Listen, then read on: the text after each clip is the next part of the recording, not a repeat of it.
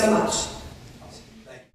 Are there other ways in which the Life Choices Center is reaching out to the community? Are there other things that are happening? So I alluded to that. Mm-hmm. We are positioned in several community group organizations that get together. One of them is called a Critical Team. It's through Safe Harbor and Crime Victims Assistance Center, and several agencies, government agencies, nonprofit agencies come together. And what's been fantastic is it's been about a year, and we may have a client who has a need that our agency can't fulfill, but we come to know about another agency, or we kind of lob it around the table and we find out what services does your agency have that we may be able to recommend and refer our client to. And it's been just so enlightening and so encouraging to be able to see that and come to know those people personally, so that we can reach out to them on an individual basis, those people that are leading those agencies or are members of those agencies, and to have that personal relationship and connection. We also have been purposeful about every few weeks going out and setting a time to meet with agencies who serve the same clientele we do, where we sit down and we share with them what our programs are and find out what their programs are, and then kind of come together to figure out, okay, these are things that we can utilize and be able to refer from your agency, and then vice versa. And we've already seen some mutual referring going on as a result. So it's been exciting. That synergy, that interdependence is so exciting. I love to hear stories like that. Yeah, because we're not silos. Really, we need to be a net for this community and the needs of the community. Yeah, I know even as a church, faithful people trying to do the very best we can, the idea of being able to ask the question, who can we walk alongside? Yeah. Who's already doing wonderful things, rather than sitting around the table and trying to invent something new that no one else has been doing. But rather, how can we come alongside and be faithful with one another? Right. So that's been a real aha and revelation to you also. Absolutely. That's exciting. I guess the elephant in the room is this is such a comprehensive ministry, and I'm excited about that. Can you say a little bit more about how these programs have to be paid for somehow? There has to be financial understandings in the mix here somewhere, which might be the elephant in the room. How does that get taken care of for someone who's listening and watching to us, saying this is really a vital ministry, it's important, we need it, they're doing great work, but let's follow the money. That's right. Yeah. You know, unfortunately it does cost, and we do have paid staff. It's not just run by volunteers, although volunteers are, I believe, some of the glue that holds us together. And so we're 100% privately funded. We do not at this time, and it's right now purposeful, apply or accept any government funded grants. So we, at the current time, we have 3 fundraisers. We have our Change for Life, which we partner with churches and some businesses, and we have baby bottles, and the idea is that people fill the baby bottles with their change. Of course, we accept checks and dollar bills of every increment. They're much lighter. But that particular fundraiser, it's kicked off in some churches in January at Sanctity of Human Life Week, and it runs 6 weeks. Other churches like yours kick it off on Mother's Day and run it through Father's Day, and we have a few churches that do it in the fall. So it's kind of a nice flow for us of cash, so it's really helpful to us, but that raises 25% of our annual budget. And what's amazing about it is people don't think anything about their change. It's not something they think about in their budget, so they're ready and willing to dump their change into those baby bottles and bring them over to us. Another fundraiser we do is our Neon Night Run. This year it is on July 20th. It's a run in the dark on the rail trail. It starts at the Vestal Coal House, and you sign up and buy your registration, and we receive the proceeds from that. We are also present at that, and we have lots of information at that. It's a great time. They have music and food and a few other vendors. It's really a fun time, but you dress up in your neon and you run or you walk in the dark, and it's really kind of a fun thing.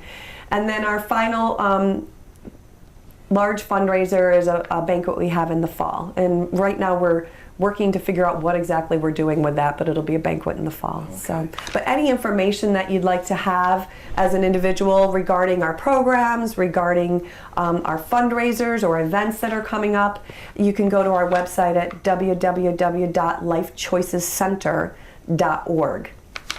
So we are happy there. You can also find out, there's a tab on how you might want to get involved. There's also a tab if you'd like to donate to our organization. We also have several churches who support us on a monthly basis, and individuals who support us on a monthly basis. So that is what underwrites all the expenses that provide the services to the community. Wow, that's exciting. And you're finding that, I guess this is a question, I don't know if you're finding, but are you finding, make this a question, are you able to do all the things that you at least have put down that want to do based on the amount of money that comes in? I mean, does it cover the expenses and such things at this Great time? question. Or are there gaps? Yeah, there are gaps. And if so, how big is the chasm? Kind of thing. So, God has been so faithful. I mean, He has provided in abundant ways. And of course, as a nonprofit, you make decisions. We don't go out and buy new if we can buy used and get a reasonable amount of return on our investment. But no, we don't have major gaps. We've been really blessed in being able to be provided for. When we have a need, we pray about it, we put out feelers, and the need seems to be met. So God has been wonderfully faithful to us. And of course, I wouldn't say that without the continued faithfulness of those participating in those fundraisers. Yes, that's not an invitation to stop. For people to stop, exactly. No, that is not. Yes, absolutely. So we are joined joyfully this morning with Michelle Brown, who is the Executive Director at the Life Choices Center in Binghamton.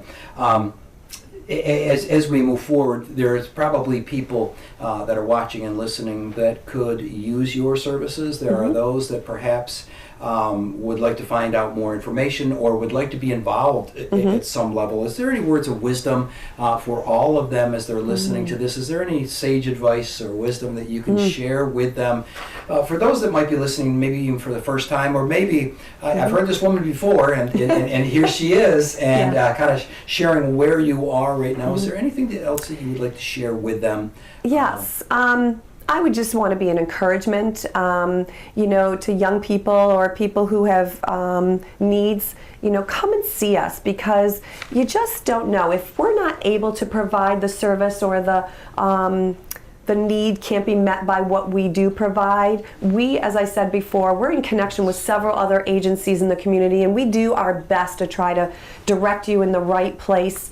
We don't want to have you run around and waste your time any more than we would want that. So we do our best to try to make the calls with your permission, or give you the referral to be able to go to those agencies to be able to receive what you do need.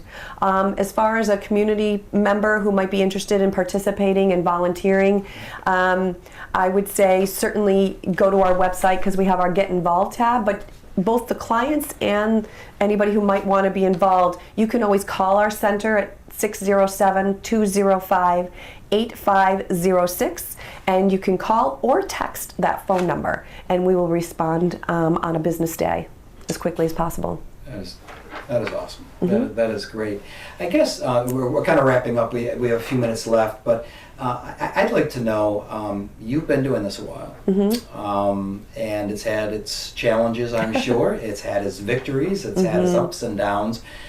What have you taken from this experience? How has it affected your spirit, your psyche, your the person that you have become? Are there tangible things that how this has affected your heart and your spirit moving through this? Yeah, that's a great question. So, I still think I'm a baby in this. I've been here 2.5 years as far as director of Life Choices Center, and it's a really steep learning curve. Went from working in the private sector to working in nonprofit and ministry. But one of the things, having come from the private sector, it's all about results. And the results are always measured. And what I have found from this is, it's really about the actions, and God needs to handle the outcome. We're not doing this in a vacuum. It's not solely based on my actions, my energies, my own strengths. I do what God asks me to do, and He's responsible for the outcome. And so I try to hold everything loosely. We plant seeds, and we pray for the outcome of whatever God's will is. And some days it's easier to do that, and other days it's tougher. It can be, we just have to keep our eyes focused on Jesus. Yeah, that's an interesting tension, isn't it? To live life in that tension, between trusting and doing, Right. being and doing, and Yeah. all of those things. And that he wants us in that tension. That's even a harder one to accept. Absolutely, and to be able to live joyfully in that tension. Exactly. Exactly. Is a breath by breath discipline and understanding. Yeah, So, following Jesus is simple, not easy. indeed. Yes, we're here to sow seeds, and we'll let the fruit be what the Lord talks about and thinks about. So Amen. that's great. Amen. Well, I want to thank you. I want to thank you for your time. I want to thank you for your energy. I want to thank you for being an inspiration to those in our community that really need these services. And you may not hear it a lot, but from a pastor standpoint, what you do is so very important that when these issues come our way, that we have a tool in our toolbox. So I just wanted to make sure that you knew that. Thank you. I appreciate that. That's very thank kind. you so much. Thank you. Friends, we thank you for joining us and being a part of this exciting ministry. I ask God's blessings upon you, your life, and all that you do. Have a great day.